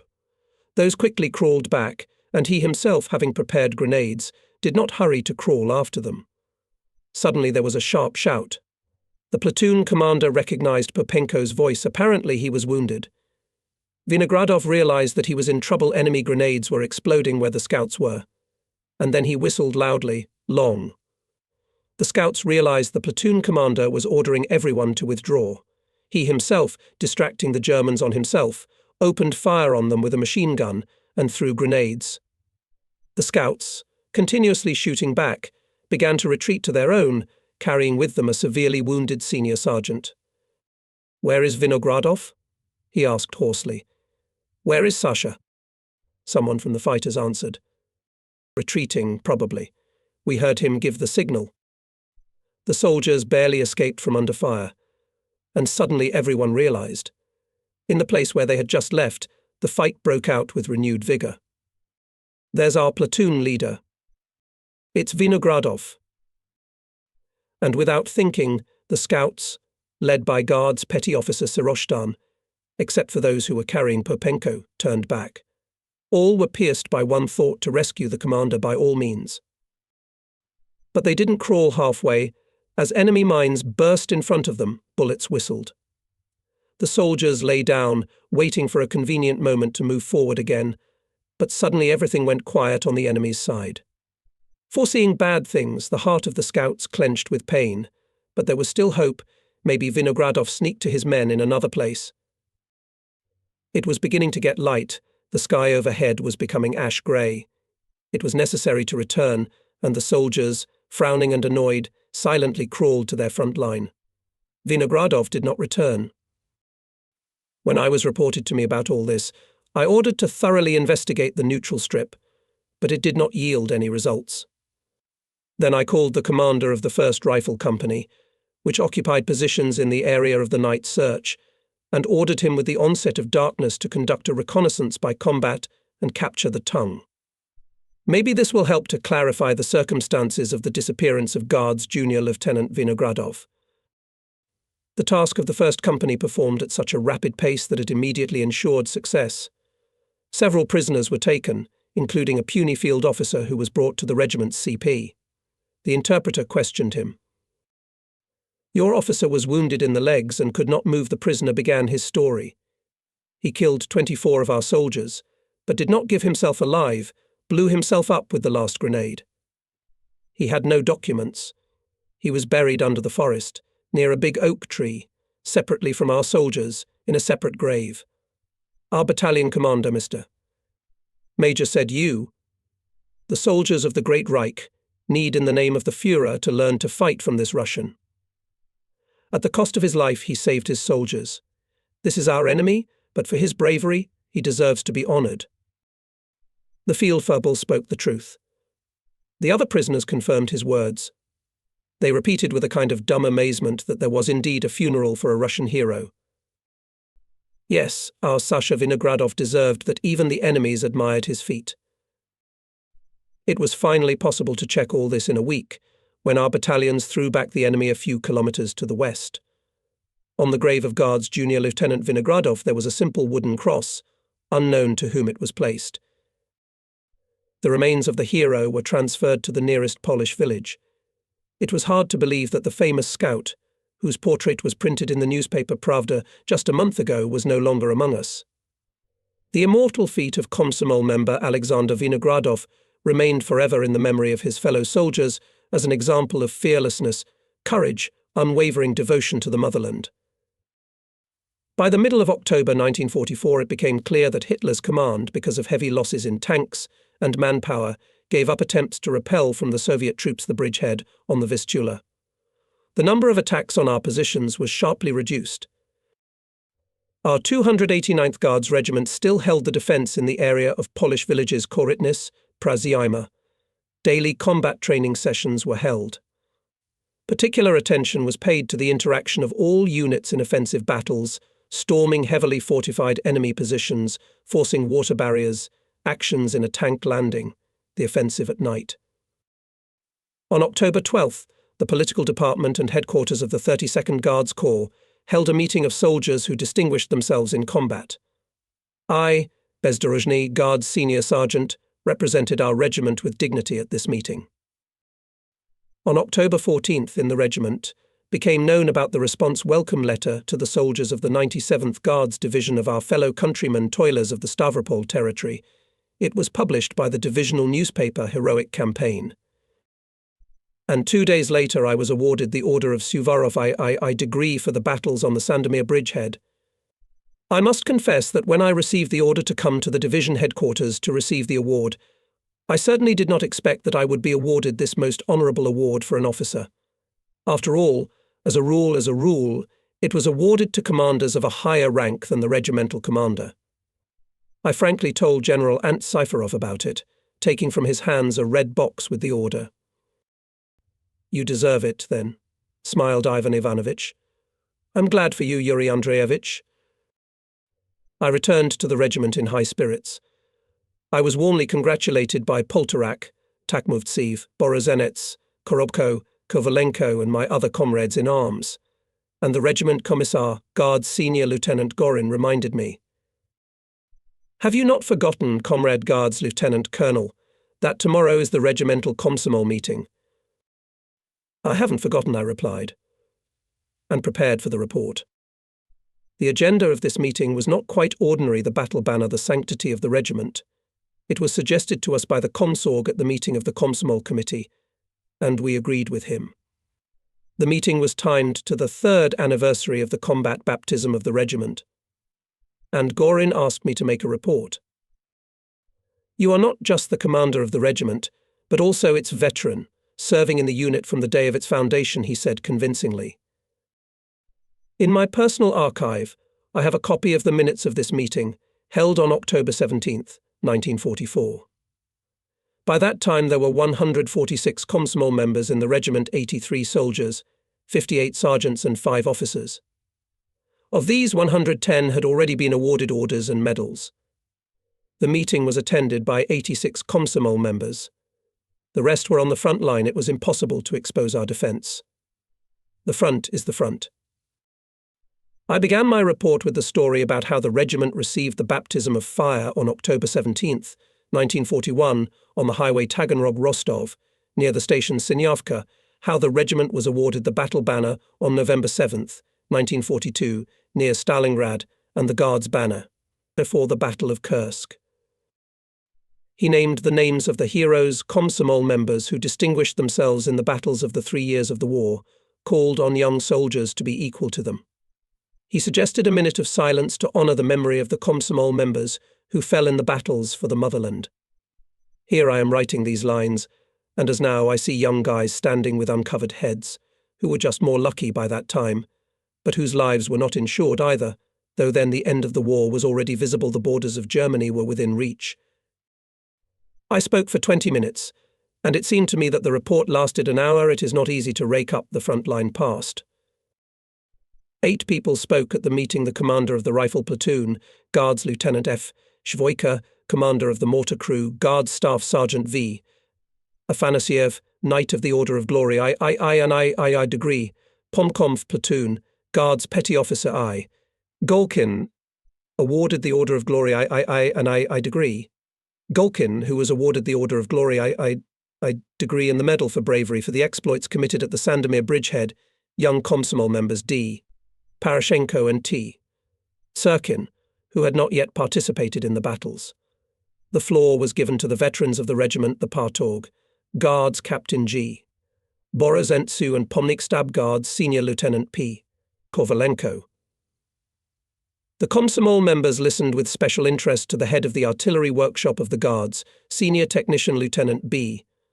Boltyanovsky, a member of the Bolshevik Party since 1919, a participant of the Civil War, who was old enough to be a father to the young soldiers. Here was the decision of the meeting. 1. The Komsomol members of the regiment, filled with boundless love for the motherland and burning indomitable hatred for fascist scoundrels, will continue to fight heroically under the glorious Battle Guards banner against the sworn enemy, not sparing strength, the blood and life itself to achieve complete victory. 2.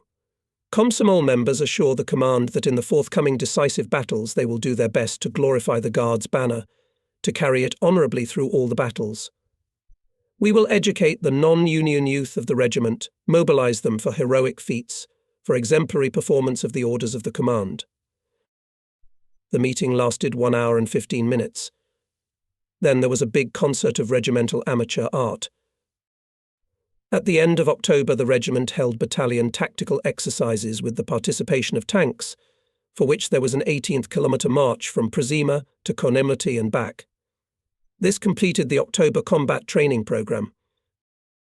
We were replenished with new recruits and soldiers and sergeants returning from hospitals. In rifle companies there were 75 to 80 men. We formed battalions of 3 companies.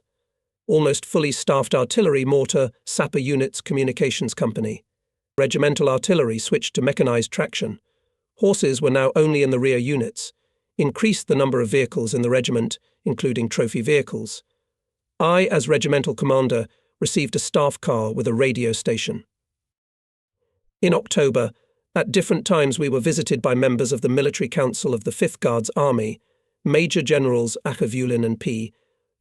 E. Suvarov, head of the political department of the army, Major General Major F. A. Katkov. They talked with officers, sergeants, soldiers, checked the state of party political work, and, it must be said, were satisfied with the situation in the regiment, which was announced to me, deputy politician and chief of staff. November began with the fact that all our personnel changed their summer uniforms for winter ones, which we were provided with completely and very conveniently. The cold weather began. At night we felt a light frost, and during the day the temperature was close to 0. We celebrated the 27th anniversary of the Great October Socialist Revolution in conditions of relative frontal calm. On the eve of the holiday, the album of our regiment's heroes was finalised. With great inspiration, love and diligence, taking minutes out of his free time, it was done by Guards Staff Sergeant G. Skiba. But we were also seriously engaged in urgent matters, which were dictated by the situation. The division command immediately after the holidays held in Przima staff divisional exercises, in which all regimental commanders with their staffs participated. The weather was inclement almost the whole of November, with frequent cold rains and wet snow. This added a lot of trouble to our already difficult front life. We had to fight against water accumulating in the trenches. At the end of November, the regiment resumed night searches for scouts. On November 24th, in the area northwest of Yablanis, on a dark, cold night, the machine gunners of Guards Lieutenant Potelov's company went on a combat mission. During the day before, they carefully studied the ways of approach and departure, clarified the night landmarks, and therefore confidently advanced to the intended object of attack. They returned with a German machine gunner. When he was taken to the regimental headquarters, he complained about the unfortunate fate. Tomorrow I had to go on vacation to Munich, and here. Indeed, a vacation ticket was found in the pocket of the prisoner during the search. Guards Staff Sergeant Koval, who delivered the German to the headquarters, laughed and said, "It can't be helped. Our service is like that, we take prisoners without checking documents." I don't remember whether or not this remark was translated to the German, but he was really not laughing. He turned out to be an Ober-Effreient of the 5th Company, 2nd Battalion, 188th Infantry Regiment, 68th Infantry Division. His testimony confirmed that the 20th Motorized Division, which was earlier in front of the defence area of our regiment, was replaced by the 68th Infantry Division on November 4th. Participants of the night search Guards Sergeants Cherny, Bolotov, Daryev, Guards Junior Sergeant Pushkary, Guards Privates Chernyshev, Kolesnikov, Matroy, Turbin and others were awarded the Order of Glory, II degree. November 26th, held a meeting of party activists of the regiment. Communists had a businesslike and principled conversation about our readiness to solve new, even more difficult tasks in connection with the preparation for fighting in Nazi Germany. The beginning of December did not bring any significant changes in the front situation. But our life was not monotonous. It was often filled with events that are difficult to forget and remain in memory for a long time. To them belongs, for example, what happened in the location of the regiment in early December 1944. We had gotten used to the fact that recently we had quite often been visited by a mobile radio installation of the political department of the 97th Guards Division, which broadcasted both for us and for Hitler's troops. Usually they started with Russian, Ukrainian folk and popular Soviet songs. It may seem that there is no way to connect such a thing, an alarming combat situation and beautiful, soul-stirring music. But such programs I can judge by myself, as if pushed back the hardships of front life, caused a rush of good, light feelings in the soldiers, lifted their spirits.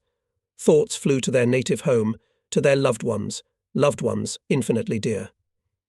Certainly not always Hitlerites gave us to listen to the concert, and the intimate song was sometimes drowned out by explosions of mines and shells, machine gun bursts. On December 3rd, when it got dark, another radio program began. The covered vehicle, as always, stood in a small ravine deep in our positions, and the wires to the powerful loudspeakers were brought to the neutral strip 80 meters away. Our announcers first read to the guards regular reports of the Sovinform Bureau. After that, the transmission for the enemy side began. Throughout the front line loudly sounded in German calls to the enemy soldiers, so that they did not believe the false propaganda of Goebbels. That seriously think about the abyss into which Hitler is pushing them. Then recordings of German songs, dance music, Strauss waltzes were transmitted. Only after a few minutes, as if having come to their senses, Hitlerites sent some mines and machine gun bursts in the direction from where our radio transmissions were conducted. Half an hour later, the unusual night concert resumed, only now the transmission was conducted from the enemy trenches. By the hissing in the German loudspeakers, we could easily guess that they were playing old, worn-out records. The songs about Stenka Razin, the old tunes of Barinia, on the river sounded hoarsely. Even Katyusha was not forgotten by the fascists to modernize their lean musical repertoire. Then something bellowed, a harsh coughing sounded, a squeaky voice of some, as it was explained to us in broken Russian, defector was heard.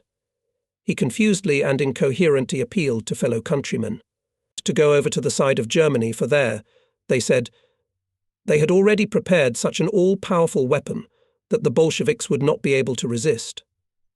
Maybe the fascist radio wanted to broadcast something else, but at that time the mortars of Captain Lickman's and Senior Lieutenant Artsab's units struck loudly. Such a signal was enough for rifle shots to slam and machine guns to rattle. And in a few minutes the Hitlerites' field radio was silent. Goebbels choked quickly. Laughed the guardsman. But it was not the end of the matter. Ivan Efimovich Poltorak asked me for permission to conduct a small night operation. It turned out that the Regimental Agitator Guards Senior Lieutenant Korobko decided to attach on the wall of the house, which stood on the neutral strip 100 meters from our trenches and about the same distance from the German front line, a cartoon portrait of Hitler made by regimental amateur artists on a large square piece of parachute silk. The scouts will quickly hang it, Yuri Andreevich convinced me, deputy. I've already talked to the scout platoon commander, and that the Germans did not immediately remove it, the approaches to the house from their side mined. We'll send a squad of sappers. It's a good idea, I say to Ivan Efimovich, only how not to kill people. Now the Krolts are asleep after the concert, our guys will slip through. All right, I agreed. Only let the volunteers go. And so 4 scouts and 3 sappers slipped into the night darkness. And while the scouts attached to the wall of the house, facing the German trenches, the image of the Führer, sappers led by Guards Sergeant Sanfirov, mined the approaches to it. Hitler was depicted with plasters on his forehead and cheek, with a bandaged leg, on crutches, with an outstretched arm, as if begging German soldiers to fight without sparing their lives. At the bottom it was written in large German Geflüter, Hitler, lay down. On a clear December day, the drawing on the wall was clearly visible to the Hitlerites. But what could they do? Shoot at the image of their Führer? They couldn't. Tear down the canvas in the daytime? It's risky, you'll get under fire. And only at night the Nazis tried to get to the wall. But in vain, some of them were blown up by mines. This peculiar satirical agitprop poster blistered the eyes of enemy soldiers and officers for almost a week. Finally, Hitlerites could not stand it and opened artillery fire on the house, destroying it, wasting a lot of shells not for the direct purpose. But even with benefit for us, our observers accurately detected the firing positions of 2 enemy batteries. One of the best sappers of the regiment, the commander of the sapper section, Guards Sergeant Petr Pavlovich Sanfirov, played an important role in this propaganda and combat, if I may say so, episode. This former warrior, modest, even shy man had enviable composure. He was born in 1904 in the village of Napolnaya, in Ryazan, China. Being a very young boy, he participated in the Civil War, served in the music team and sanitary detachment. In the fall of 1941, Sanfirov went to the front, fought first near Leningrad, then at the Kursk Bulge was a machine gunner, graduated from the School of Junior Commanders, and headed a rifle squad. In April 1943, after hospitalization, Peter Pavlovich was sent to another unit. At that time, the general, the division commander, came to the regiment. He lined up everyone and asked, "Who of you wants to become a sapper?" I thought Sanfirov told me later, if the general himself has such a need, then the front needs sappers, and even very much, and made a step forward. I learned quite quickly, and became not just a sapper, but a sapper intelligence. This business was to my heart. Earlier it was already said that Peter Pavlovich, for his military exploits, was awarded the Order of Glory I degrees, and he became a full cavalier of this order in December 1944. The case was like this. The very next night, after the installation of Hitler's portrait on the wall of the house, a group of scouts went on a night search. The passage for them in the minefield of the enemy made Sanfirov. That night he neutralized 24 German mines.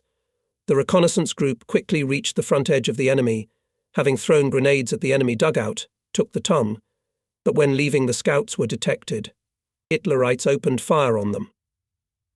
Unfortunately, it was not without losses. Young scouts guards Pavuts Pavakov, Lupota, and the commander of the squad guards Sergeant Karpatenko were killed. The captured German was also wounded. Our scouts dragged him on themselves, but he died on the neutral strip. Documents and weapons of the Hitlerite were delivered to the division headquarters. Here, for this night search, I presented Guard Sergeant Sanfirov to rewarding with the Order of Glory of the I degree. The Order of the Red Star was posthumously awarded to Guard Sergeant Karpatenko. While signing the award list for him, I remembered that his father, who fought in a neighbouring regiment with us and received permission to meet with his son, was to visit him. My heart ached at the thought that this meeting would not take place. But it still happened. The road to Rytviany went through the forest. Mighty oaks and tall pines crowded along the roadsides. When the forest ended and the village appeared in the distance, a tired soldier with a greying moustache, dressed in a worn-out overcoat, with an automatic rifle and a duffel bag over his shoulders, stopped for a break. According to his calculations, this was the very village where his son, also a machine gunner, was stationed. In its centre, in a small square, in a tight ring, stood warriors with uncovered heads. The experienced fighter realized someone was being buried. This was not uncommon at the front. There was nothing to be done. He came closer and saw there were 3 coffins near the dug grave. He took off his hat and stopped. And when he heard Karpatenko's surname in the farewell word, which was spoken by the company commander, he shook. The old soldier understood everything, stepped forward and fell down beside the coffin. So old Mitra had time to say goodbye to his dearly beloved Maitenka. For a long time he stood silently in a kind of stupor. Already the threefold salute had sounded, already a mound of earth had grown over the common grave. Someone put a pyramid with a tin star on top, hastily built of narrow boards, and he stood there without noticing anyone, and only inhaled deeply with makarokny smoke. All this heavy scene was taking place before my eyes, and I could hardly hold back my tears. Then I came to Senior Karpatenko, shook his hand, expressed my condolences. But is there anything to comfort my father? The scouts from the department, which was commanded by his son, silently escorted the veteran outside the village. They stood on the road until a stocky, slouching figure in a worn-out overcoat disappeared around the corner. By order of the commander, the regiment in a few days withdrew to the second echelon and settled down in the area of Krzywolench, Oglendu, Zemblis, Selek. I ordered my CP and regimental headquarters to be located in Selek. Combat training was resumed in the units. But one more event of that time was surely preserved in the memory of my fellow soldiers. Exactly 3 months after we buried with honours hero of the Soviet Union A.E. Zageria on December 13th, near his grave in Konimlot, on a small square in front of the church, a solemn and mourning rally was held. Together with the guardsmen of the regiment, the Polish army soldiers and local residents took part in it. Correspondents of Krasnaya Zvezda, front and army newspapers came to Konimlot. Before the beginning of the rally, the photo correspondent of our army newspaper G. Omolchuk took a symbolic picture. Russian and Polish soldiers with raised automatic rifles swear over the grave of the hero of the Soviet Union A.E. Zageria to avenge the damned fascists for his death. At the rally spoke Guards Major Poltorak, as well as Guards Staff Sergeant Skiba, Guards Sergeant Popov and Guards Private Bugoria, who fought together with Zageria. Everyone talked about the glorious feats of Alexander Yefimovich, about the bright memory that lives about him in the hearts of his fellow soldiers. Then Guards Major Poltorak read out the regimental order, which stated that the regiment's machine gun No. 0184, the commander of which was a brave machine gunner, was given the name the Machine Gun Regiment, named after hero of the Soviet Union A. Zageria. On behalf of the local peasants spoke a short, gaunt Stanislav Mason. He assured the guards that the Poles would teach the children by the example of the exploits of their liberators, soldiers of the Red Army, that they would take care of the hero's grave as the most precious shrine. On behalf of the Polish army, said at the rally Zygmunt Milewski, I salute the hero of the Soviet Union Alexander Zageria, who fell in the fight against the German invaders. The Polish people will never forget the help of the Red Army soldiers, their selfless heroism. Poles will not forget the brave son of Russia. On December 18th, in the area of Patsoniwo, 5 kilometers from Selek, there was a tactical exercise with live firing on the theme offensive and breakthrough of reinforced rifle battalion position defense of the enemy. From the composition of our regiment in this exercise participated in the 2nd Rifle Battalion, a battery of 120 mm mortars, batteries of 45 mm and 76 mm's. Present was the commander of the 32nd Guards Corps, Lieutenant General A.I. Rodimsev. After the unit accomplished the task, he praised the actions of the soldiers and announced his gratitude to all the personnel who participated in the exercise. In late December, the regiment again took the defence site in the 1st echelon. In essence, we had to return to the former place. On New Year's Eve, I managed to meet with my older brother Nikolai, and it happened like this. From the letters that he sent me, it was possible to establish that the brother is not so far away, in an artillery regiment, in one of the neighbouring divisions to ours. I called General Sanfirov, told him about it, and asked for permission to go to the unit where Nikolai served. Comrade General, I have 2 other brothers fighting, but I don't know where they are and whether they are alive. And here's such an opportunity. I'll be back in a day.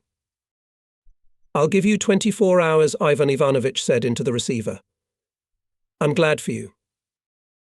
The conversation took place in the morning, and in the afternoon I hugged Kolya Staff Sergeant Naumenko. For those almost 5 years that we had not met, he had changed a lot, and I had never seen him in a military uniform. There were 4 brothers in the family. Nikolai, the eldest, when his father died in 1932, was already 27 years old, and he, in fact, replaced all of us, the youngest, father. However, the other brothers, Alexander and Sergei, were a little younger than Nikolai, one by a year, the other by 3. The commander of the artillery regiment, a young lieutenant colonel like me, went to meet me, and to my request to let Nikolai visit me for a day or 2, answered smiling. Nikolai Andreevich fights well, so in the form of encouragement I give him leave for 3 days. My older brother stayed with me, and then returned to his unit. As usual, we remembered our native places, our mother, and we blamed ourselves for the fact that we didn't write letters to her often. We did not know then, as she did, that Alexander died in 1941, and there was no news from Sergei either. And only after the war we learned that he did not live just a month before the victory. He died in battle on the outskirts of Berlin. During the meeting with my brother, I remembered my life. Our family, when I was born, lived in Romny, and in 1921 moved to the village of Loknia, 25 kilometers from this town. There was a 7-year school there, and I finished it in 1934. I decided to enter Romnia Technical School of Mechanization of Agriculture. I studied for 2 years, and something appealed to me there. In short, agrarian, from me did not come out, and I went to the city of Voroshilovsky to my older brother Nicholas, who lived there with his family and worked at the metallurgical plant. He got me a job as a technician normalizer. After a year I got bored with this job too, and no matter how much Nikolai shamed me, I took a settlement at the plant and went to Kerch. I didn't know why. I got a job as a loader at the port, a few months breathed the sea, then went to the state farm Bajarovo again, it seems to be on the village Pooled. I worked first as a bookkeeper, then I was elected the chairman of the Workers' Committee. Here from this position and was drafted in early December 1939 in the army. And I went far away from the warm southern sea to the cold sea, to the cold sea, to the garrison near Arkhangelsk. I started my service in the ski battalion of the 33rd Reserve Rifle Regiment. We were preparing to fight with the Finns. But we didn't have to. Almost all recruits were sent to Zhytomyr Infantry Military School. And the new 1940 year we met in Kiev, and on January 1st we were already in Zhytomyr. A year and 4 months later our battalion was transferred to Rostov Infantry School, and there, in Perzhanovsky camps, near Novocherkassk, and I pinned on my buttonholes on July 15th, 1941, 2 Kubaras. But I have already mentioned it before. I did not think then, at the beginning of the Great Patriotic War, that I would become a cadre military man, that the officer's profession for life. And so it turned out I was in the ranks of the Soviet armed forces for half a century, and I am proud of it. By the end of 1944, the 5th Guards Army created a deeply echeloned defence at the Sandomir bridgehead. The total length of the defensive lines along the front was over 50 kilometers. All formations, units and subdivisions of the army, including our regiment, firmly and reliably entrenched in their positions.